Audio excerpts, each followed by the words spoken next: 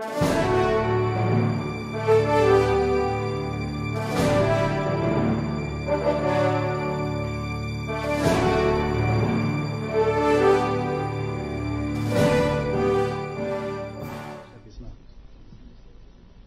SALN,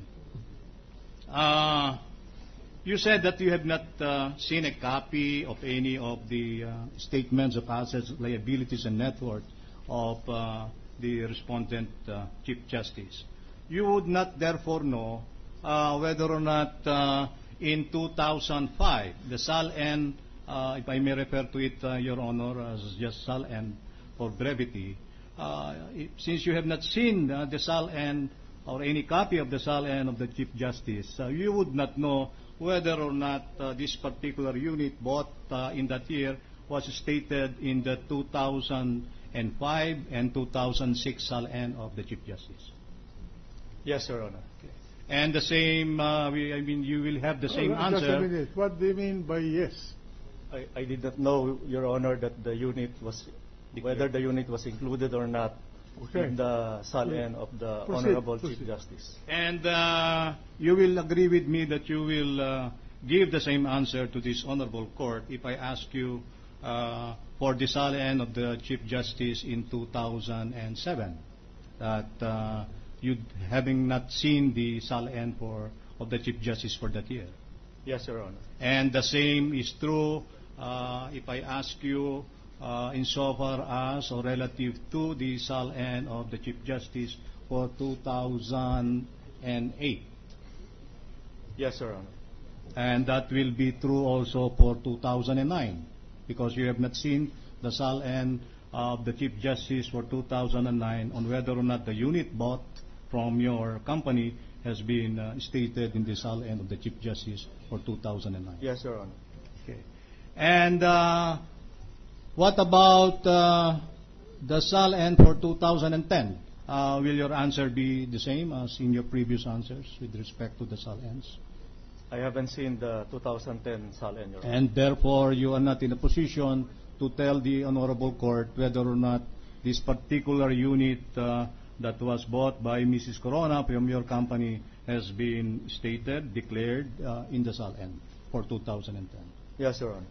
Now, you would not also know that in the 2010 SALN of the Chief Justice, there is an entry there about the purchase of the unit from your company. No, Your Honor. Objection, Your Honor. Already answered, Your Honor. You said no. Your Honor, with respect to this line of questioning, the witness already answered that he did not see the SALN. I do not see the purpose of continuing with... He's under cross. Yes. Let him answer.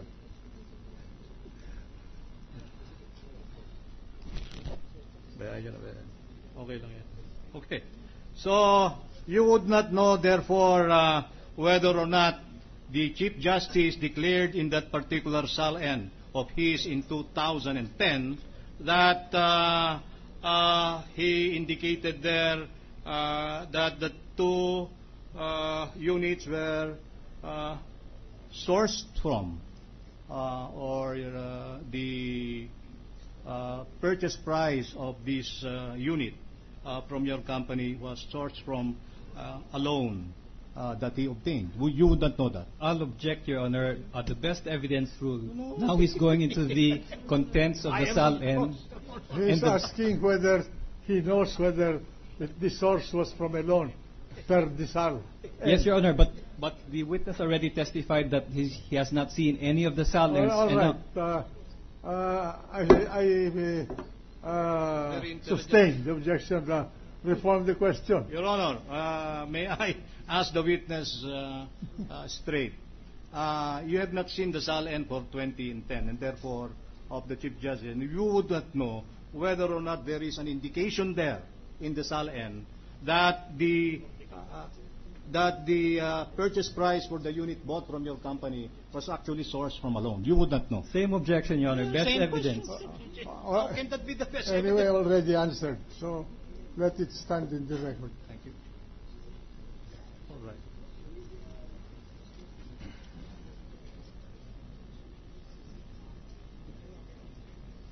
There were payments made to your company, of course, in the purchase of this unit in question, Mr. Bisnao. Yes, Your Honor. And I don't want to be presumptuous, but let me clarify this for the Honorable Impeachment Court. You would not know where the income or where the sources of funds of the Coronas in buying this property. No, Your Honor.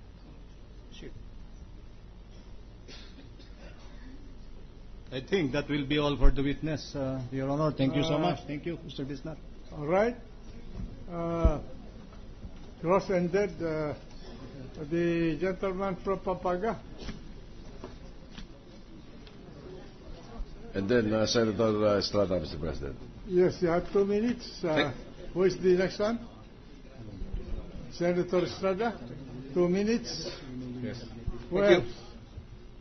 Maraming salamat. Thank you very much, Mr. President. Just a few clarificatory questions to the witness.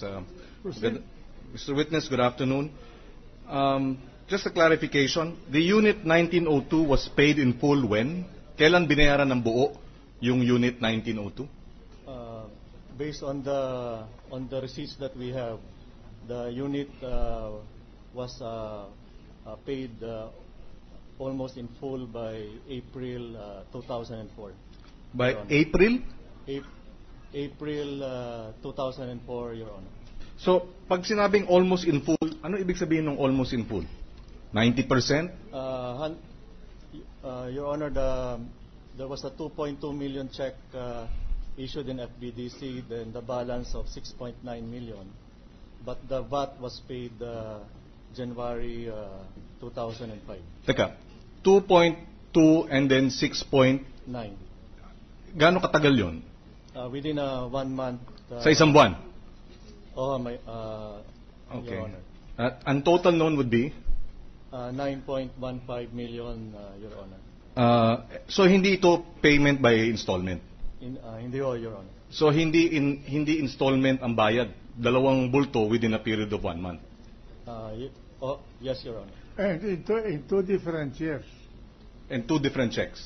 And, 2 different years. same year, Your Honor, 2004. Same year. Same year. Same year, same year. April 1 and April 30, 2004, Your Honor. So it was, so hindi siya, well, sorry, no? Sabi mo cash payment. Pero cheque ang binayad. Parang manager's check siguro. Check, Your Honor, but in our term, it's considered cash payment term. Oh, and the check was signed by Cristina Corona. One of the check, I think, was issued by Renato C. Corona, and the other one by Cristina R. Corona. So one check was by Renato Corona, another check by Cristina Corona. Yes, Your Honor. Which was which? Would you recall? Alin yung binayad ni Renato Corona check payment? Ano yung binayad ni Cristina Corona check payment?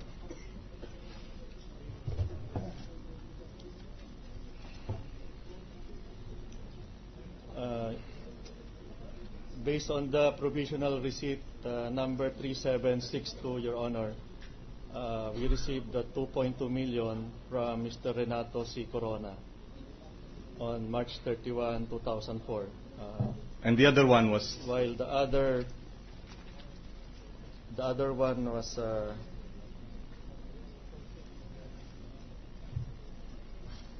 April.